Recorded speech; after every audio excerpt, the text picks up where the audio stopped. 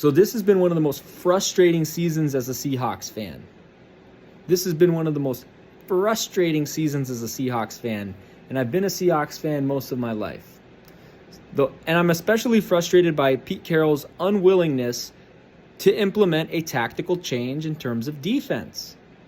And again, in terms of American football, I mostly care about defense and special teams, right? And the way that we get defeated is with the dink and dunk, right? The teams go check down, check down, check down, long ball over the top, right? Like that. And the way to defeat that is with the man-to-man defense. Pete Carroll's unwillingness to do man-to-man defense and our secondary's inability to tackle and our linebackers' inability to tackle, maybe aside from Bobby Wagner, is impeding our play. Furthermore, what's the deal with Jamal Adams? It's like the dude can't stay healthy. It's like the dude has issues staying healthy. And shout out Brandon Kane from Hawks Nest. He said Jamal Adams might have a voodoo curse on him. I actually think Jamal Adams is possessed by a jinn. I think he needs ruqya. He needs Sheikh Bayumi or Sheikh Adam or no, Sheikh Jamal or Sheikh Joban. One of the scholars down there, a sheikh down in the Seattle area, to perform a ruqya on him so to take the jinn out of him, right? I believe he's possessed by a jinn, and I believe we have to get rid of him because he can't stay fit because he's possessed by a jinn, and he just hasn't contributed a whole lot on defense, right? Get rid of Quandre Diggs, obviously. He's washed up, he's old, not a good leader in the secondary. And then our secondary guys, like I saw the photo of them smoking a cigar or a video because I heard the allegations about that, and I looked it up, and the allegations were true. They were listening to music in the locker room, smoking a cigar. Right after they missed the playoffs, and first of all, they should never smoke a cigar. That is bad for their health. That is bad for their teammates' health. That is bad for their coach's health. Okay? And also, it's haram, right? And it goes against my values as a Seahawks fan and my values as a Muslim, right? Second of all, why are you smoking a cigar? You're a professional athlete. It's going to destroy your health. It's going to destroy your teammates' health, your coach's health, the physio's health, the support staff's health, right? It's bad. It's bad for everybody. And then the music, brother, you just lost a game, or you won the game barely because their kicker missed 2 field goals, but you missed the playoffs. That's not how you celebrate a losing season, a 9-8 season. If any Sounders player, because I'm also a huge Sounders fan, and I'm friends with center back Jackson Reagan, he's a good family friend. If any Sounders player did that, they would be transferred immediately, right? If a Real Madrid player did that, they'd be transferred immediately. In basketball, because I'm also a huge basketball fan, if any Al Real de Beirut player did that, transferred immediately. And again, they would not be doing that because Al Real actually has good values. Again, Asia has better values than America, especially Palestine and Lebanon have better values than America. And I'm not saying that because I am Palestinian and Lebanese. I'm saying it because it's the truth. So for these brothers to be in there clowning around, goofing around like that after they miss the playoffs, that's not professional. We need a higher standard of professionalism. The Coach Carroll hippy-dippy, loosey-goosey type of mentality has to go. We need a more strict, more structure, more morals and values type of guy in as coach.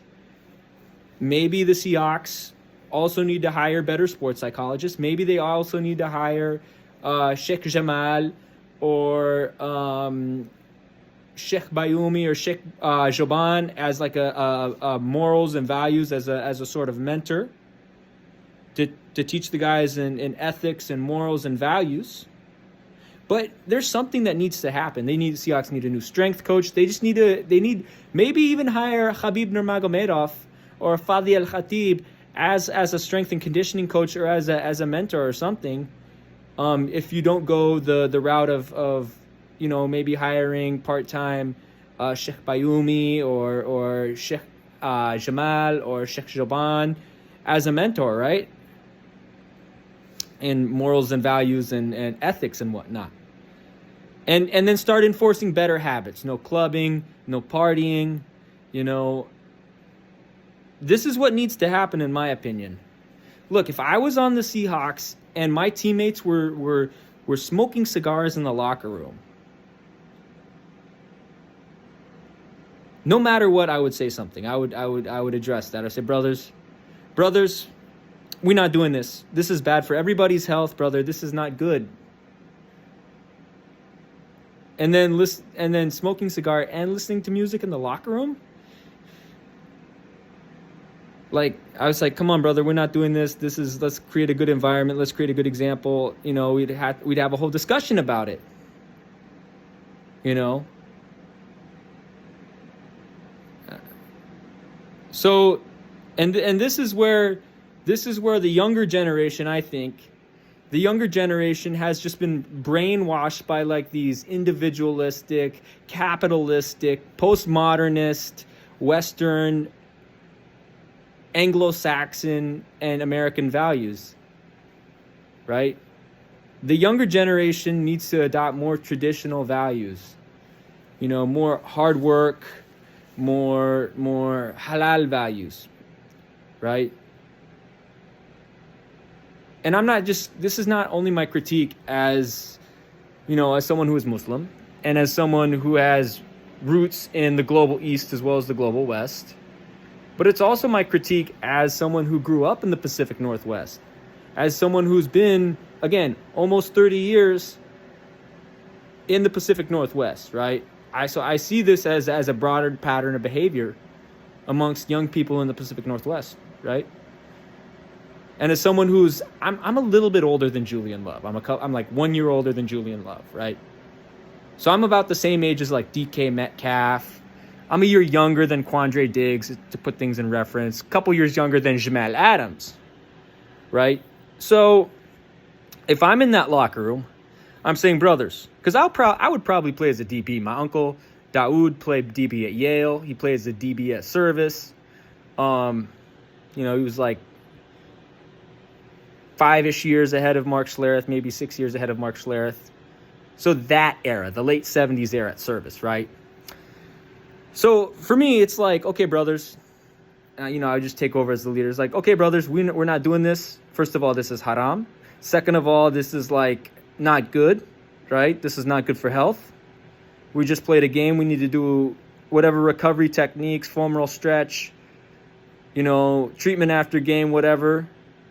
It don't matter if it's the end of the season. Next year, brothers, we have to be back and better next year. Brothers, next year we have to be ready to dominate all our opponents. That's what I would say. That's what my message would be as their teammate. Okay, I would not let any of that slide. And because I grew up playing basketball, like I was the team captain several times. I played basketball from grade 4 to grade 8. Grade 8, everybody hit their growth spurt. I'm a short Mediterranean dude. But, you know, everybody hit their, you know, so from grade 4 to grade, and I was kind of the leader of the team from grade 4 to grade 8. I was a character guy. I was the hard work guy. You know what I mean? So, like, I would not have none of that. No partying, no smoking, no music in the locker room. No partying, none of that. None of that, brother. None of that. You know?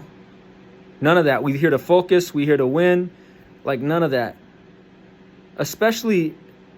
And I would make a good example. I would motivate my teammates, motivate them to do better, and to lead a clean halal life. You know, that's what I would do. And Julian Love, what he did in the locker room in terms of the smoking the cigar, and what all the DBs did in terms of smoking the cigar, does not represent our values as Seahawks fans. It doesn't matter if his son was born. He's a professional athlete. It's bad for his health, first of all. Second of all, it's haram. Third of all, it doesn't represent our values as Seahawks fans. It doesn't represent our values as Pacific Northwesterners. It doesn't represent our values at all. And I think At the minimum, Jody should have a talk with him. Maybe Jody should bring in someone like Sheikh Joban, Sheikh Jamal, Sheikh Bayumi, and talk with him about this, why it's haram, why it's bad for health, all of this other stuff. Right? And it's just in poor taste. It's what he did was in poor taste. And I don't know. He's in the Pro Bowl, but I don't like the guy because of that, what he did yesterday. So there you go. But yeah, the Seahawks need a change, and that's my rant for the day. Get rid of Jamal Adams. Get rid of Quandre Diggs. Bring in new safeties. Maybe even get rid of Julian Love. Bring in some new safeties. Bring in some defensive ends. Bring in some outside linebackers, middle linebackers, defensive tackles, offensive guards, center like this. That's what we need. So inshallah we draft this, and that's all I have to say. That's my rant. So go Seahawks.